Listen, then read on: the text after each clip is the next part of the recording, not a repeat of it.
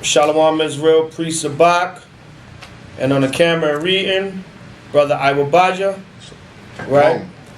AKA Obadiah, right? Shalom once again. House of Israel, we got next. All the camps in Yahushua throughout the four corners of the earth. My brothers out here, Shield of Wisdom, LA Israelites, we got next on the West Coast. All the camps in Yahushua, all throughout the four corners of the earth.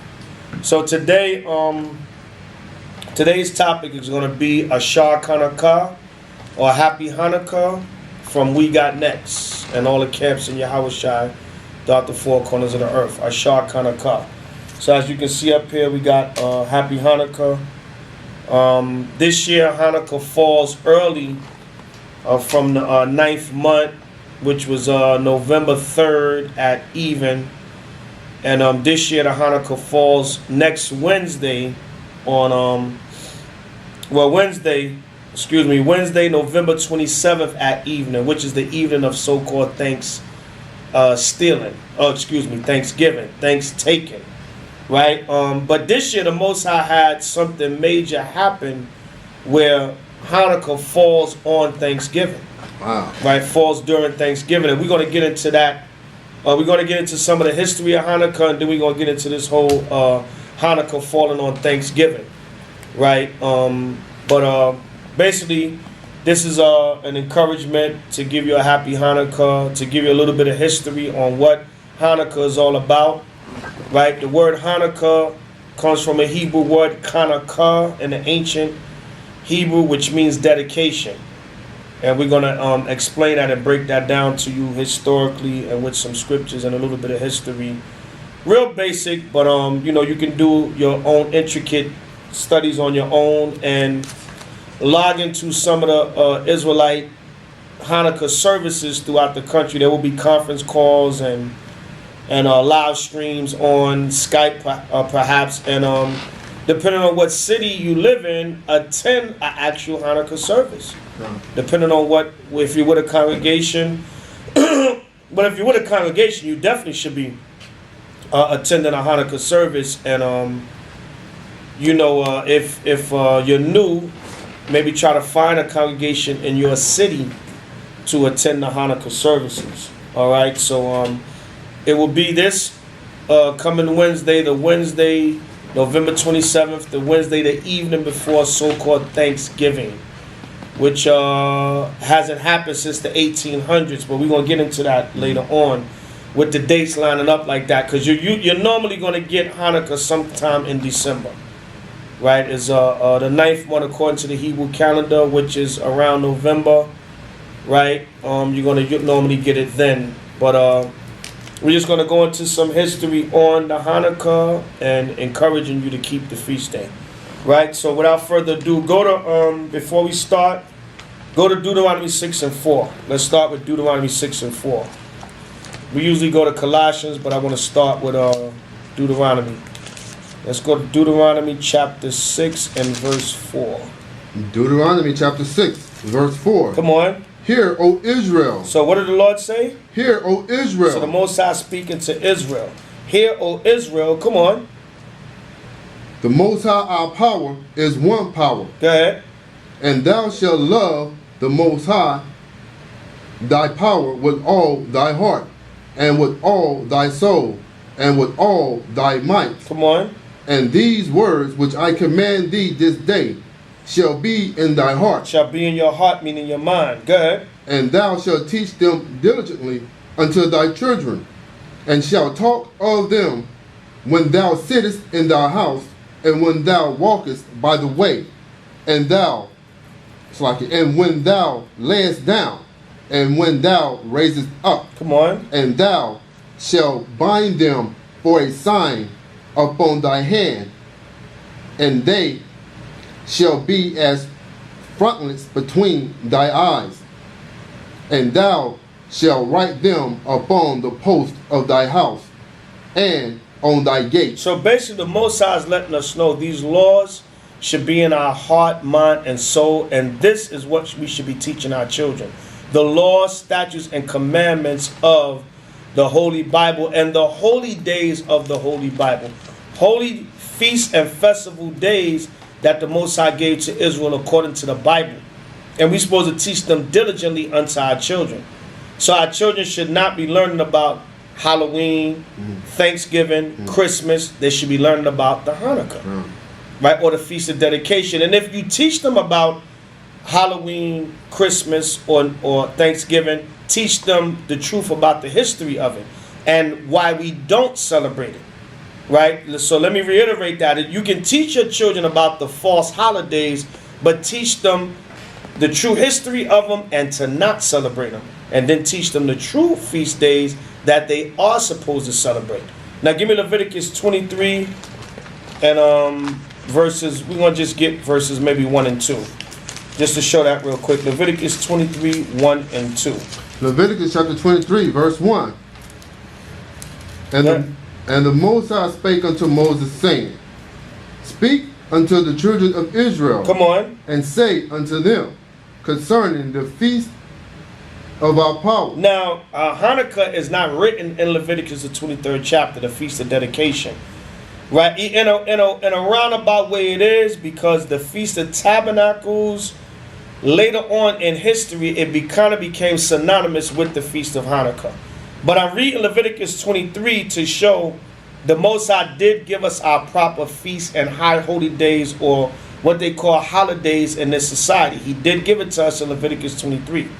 Later on, there came what's known as festival or days of celebration, like Purim, Hanukkah, Day of Judas Maccabees, Day of Simon Maccabees, so on and so forth, days like that. But Leviticus 23 is a template of our main high holy days that the Most High gave us. And then we had other festival days and feast days we added throughout time with different historical events that happened to us. So Leviticus 23 and 1 again. Leviticus chapter 23, verse 1. And the Most High spake unto Moses, saying, Speak unto the children of Israel, and say unto them concerning the feast of our power, which ye shall proclaim to be holy convocation. Come on.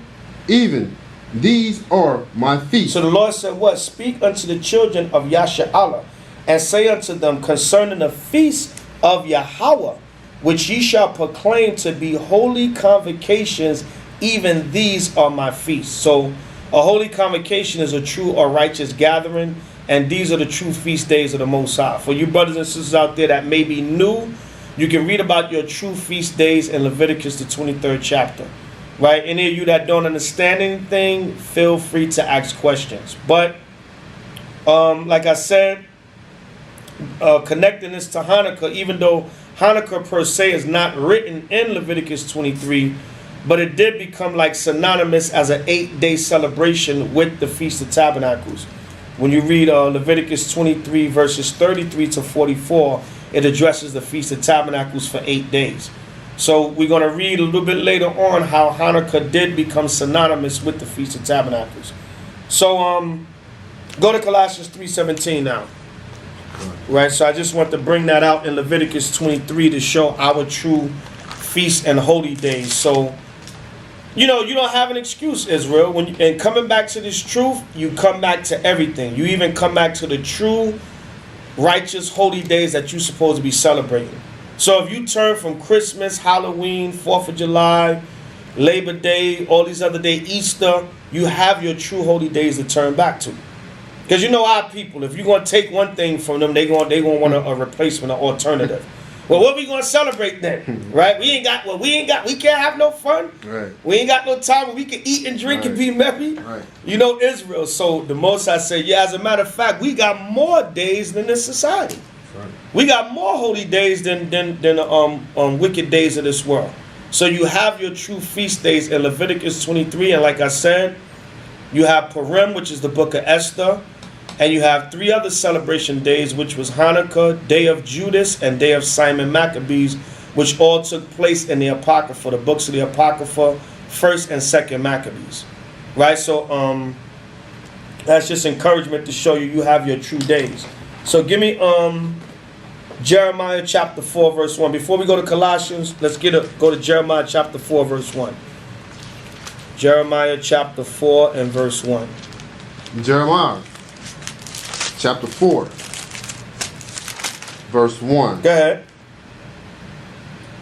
If thou wilt return, O Israel, said the Lord, return unto me. Right, so the Most High said, if thou will return Israel, Yasha'Allah saith the Most High, return unto him. Come on. And if thou wilt put away thine abomination out of my sight, then shalt thou not remove. Right, the Lord said, if thou will put away thine abominations out of his sight, then shalt thou not remove. So if we're going to return, let's return back to the Most High. And in returning, let's return back to our true wisdom, knowledge, and understanding, and our true feast days and holy days and days of celebration and festival days that the Most High gave to Israel. Right, so now get Colossians 3:17. Colossians chapter 3, verse 17. Right, go ahead. And whatsoever ye do, in word or deed, Come on. do all by Hashem HaMashiach Yahushua, Go ahead. giving thanks to our power and the Father by Hashem HaMashiach Yahushua. Right, so everything we do in the name of the anointed Savior by Hashem HaMashiach Yahushua. We're going to read later on that Yahushua himself kept the Feast of Dedication. He kept the Hanukkah himself. So everything we do in his name because we're following him. He didn't keep Christmas. His Christmas is not his birthday. He kept the Feast of Dedication. He kept Hanukkah, and we're going to prove that later on. Right, when we get deeper into this video with scripture and different things. So like I said, right up here we have Happy Hanukkah. Hanukkah is known as the Feast of Dedication.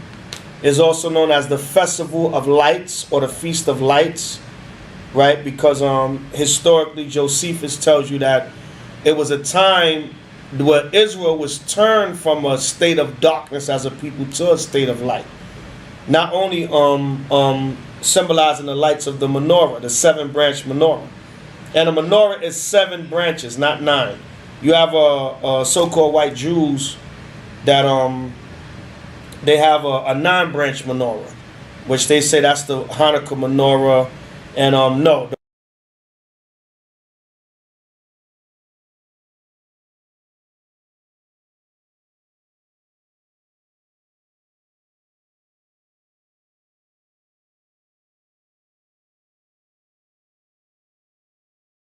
The menorah is 7 branches, and we burn the 7-branch menorah for 8 days.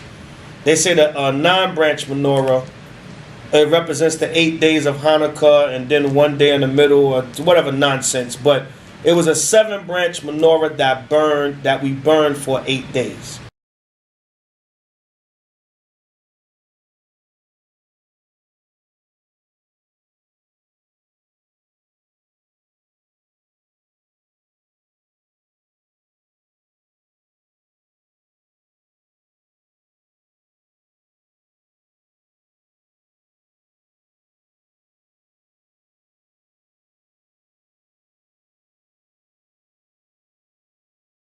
It was an 8-day festival that we set up from the beginning. Not, the so-called white Jews say, oh, a miracle happened. It was only one day's worth of oil and it burned for 8 days. All types of, that's nowhere in history, as far as, what brothers have researched. That's a little sensationalism that the so-called white Jews add to the story. Right? But, either way, it's a festival where we rededicated the temple after we destroyed the Greeks and took back over the city of Jerusalem, and we rededicated the temple to the Most High. And we're going to get into some of that history. But now, first thing I want to explore is, I want to go to the prophecy of Hanukkah, because I noticed maybe within the last 2 years, I noticed on Facebook and YouTube and some of the social networking that you have some Israelites that said, well, Hanukkah that's not the Torah. So we're not supposed to celebrate that. Well, you guys, what is this, Christmas? You guys got a Christmas spirit on you. Hanukkah is not the Torah, so we're not supposed to celebrate that. Israel always coming with something, man. Always coming with something. Disobedient and gainsaying people, Romans 10:21. So now what I want to do is I want to go historically and show you that Hanukkah was prophesied in the Old Testament. For you Torah-based Israelites that say, oh, Not all Torah-based, don't get me wrong. You got some Torah-based Israelites that they acknowledge the Apocrypha and they do keep Hanukkah, but the Spirit is just leading me because I noticed the last 2 years of Hanukkah, I was getting these comments. I would say, Happy Hanukkah, brothers and sisters, and you would get these negative comments about, Merry Christmas. Hanukkah's that's not set apart. That's not part of Torah. Right, well, if you go with Torah, then you go with Tanakh. You go with Old Testament, right? So let's go to the Old Testament and find out that Hanukkah was prophesied in the Old Testament. Let's go to Daniel's, the 8th chapter and the 8th verse. We're going to start with Daniel's 8 and 8. Daniel chapter 8, verse 8. Right, so now, hold on. Before we start, let me verbally explain what's going on here, all right, to set it up. Right, Daniel's chapter 8, Daniel's 8 and 8. Daniel is prophesying about all the different kingdoms that was going to rule throughout history. Right, the Babylonians, the Persians and Medes, the Greeks and the Romans. Now right here, he's talking about the Greeks. He's referring to the rough goat as being the Greeks. Right, he's going into the Greek Empire here, symbolizing the Greek Empire with the rough goat. Now what happened is when the Greeks came in power under Alexander, Alexander didn't rule for too long. Eventually he died. He got syphilis or AIDS or whatever equivalent of a damn disgusting sexually transmitted disease from having sex with animals, little boys and men, and having sex with whatever else he can get his hands on. Right? He was the true metrosexual back then. Right. Having sex with anything within his metropolitan area. Trisexual. He would try. Alexander would try anything. Right? Right? Sick bastard. Right? So you read about him, he was a dirty, disgusting bastard. Alexander the Freak. But now, maybe you can show a clip or an excerpt of him and his disgustingness or whatever. Throw a clip of that in there.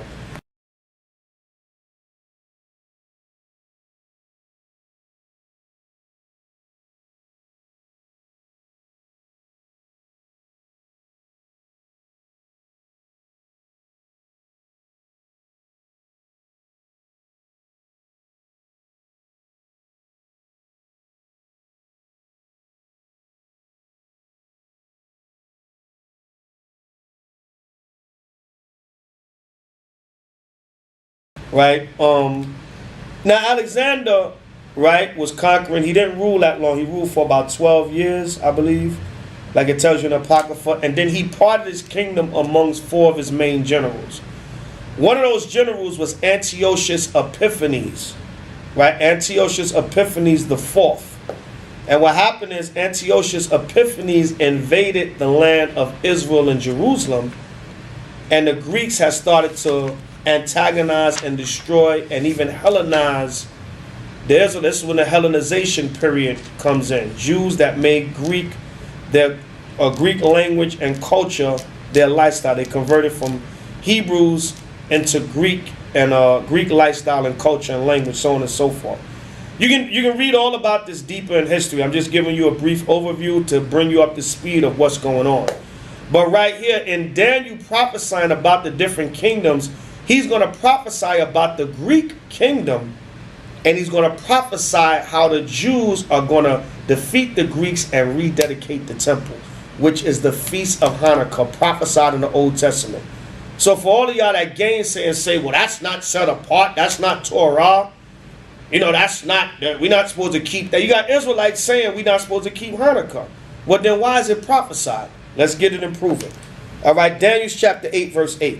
Daniel chapter 8, verse 8. And like I said, do deeper research on your own, right? You can Google Hanukkah. They got books on it. They got dictionaries. They got records. They got the history of Alexander. They got the history of Judas and the Maccabees. Do your own research, right? Daniel's 8 and 8. Read.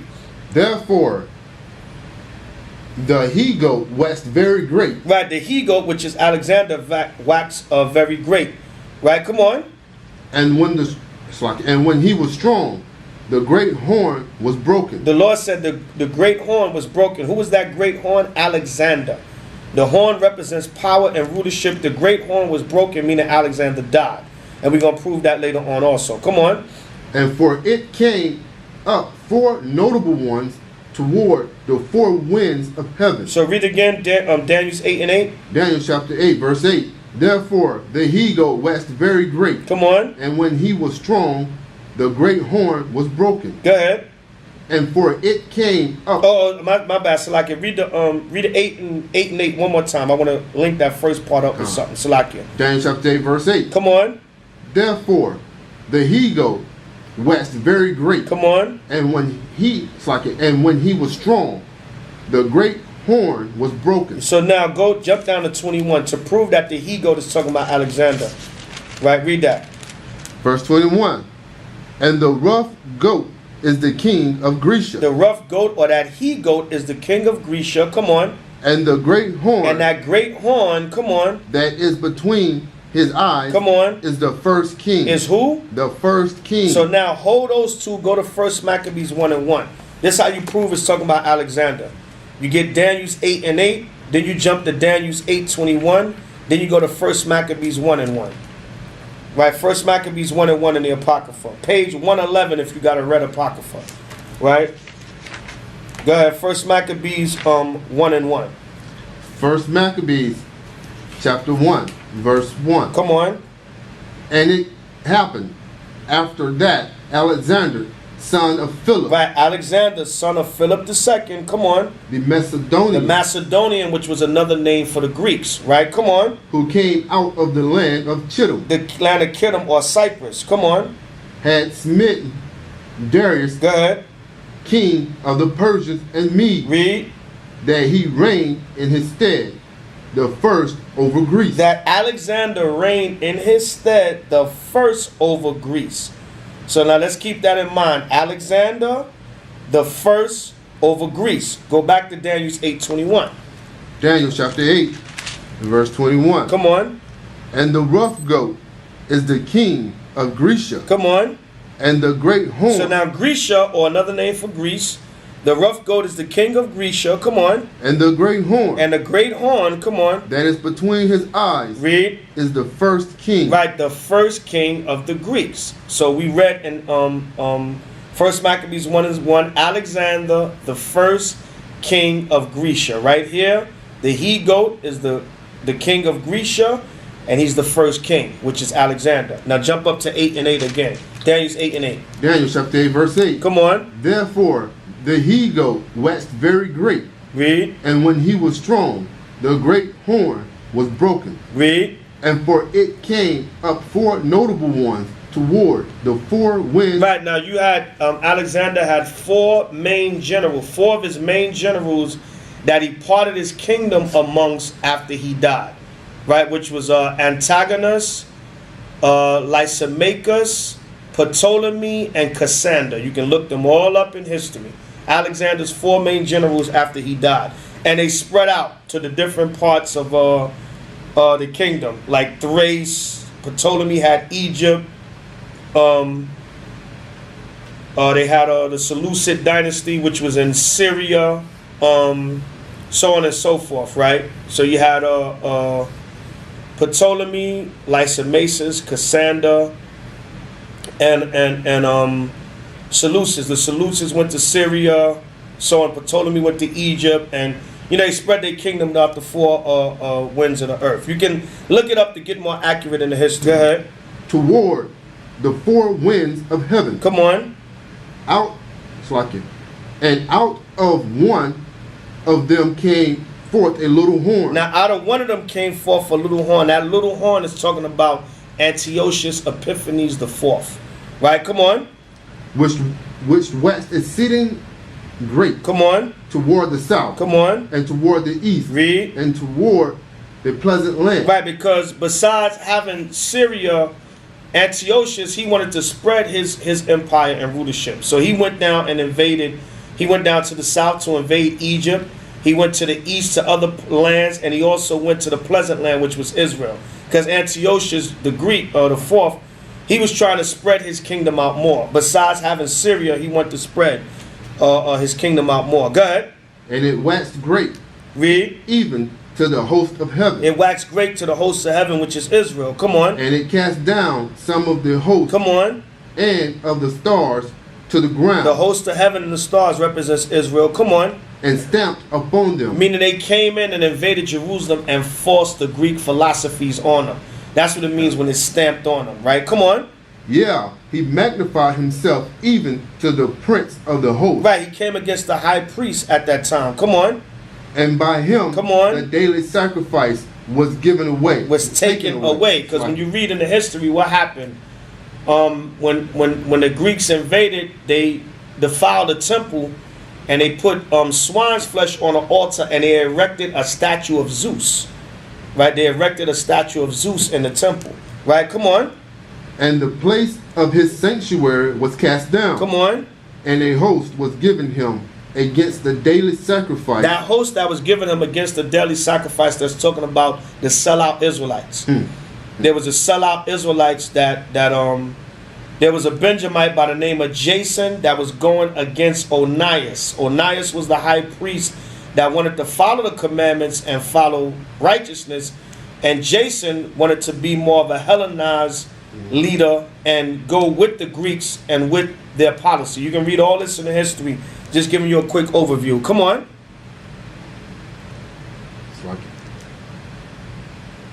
And a host was given him against the daily sacrifice. Come on. By reason of transgression. Come on. And it cast down the truth to the ground. Right, it cast down the truth to the ground. It became, one point when you read in First Maccabees, the first chapter, it became so bad that you couldn't even profess yourself to be an Israelite or a Jew outwardly anymore. Right, you had to hide, and that's what happened with the Maccabees. They had to retreat and hide because there was so much persecution going on in Jerusalem. Go ahead. And it practiced and prospered. Right, because what happened, eventually they got control of the city and they got a lot of Israelites to sell out and go with the Greeks, and they set up false altars and altars of swine's flesh and different groves and places of worship all throughout Jerusalem. Because they got a host by transgression. They got wicked sellout Israelites to go along with the Greeks.